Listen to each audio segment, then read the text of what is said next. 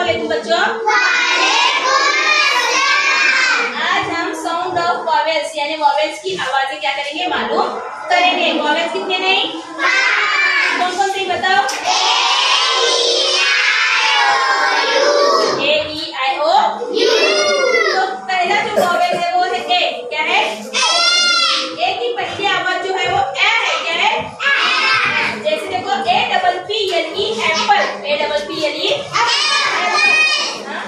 और बताओ जरा ऐसा लफ्ज जिसमें ए की आवाज ए आती है। अभी ए की जो दूसरी आवाज है वो है आ। क्या है? C A R, car. C A R, car में यहाँ पर ए की आवाज क्या आती है?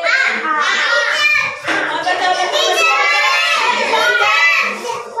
फार। Very good, A R far. बस आगे देखो, आगे जो तीसरा लफ्ज और तीसरी आवाज है ए की वो है अ। क्या है? मेरा नीचे बैठो।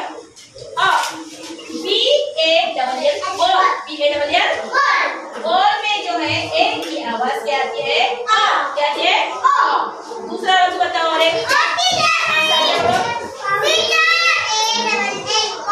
सी ए डबल एल, बॉल।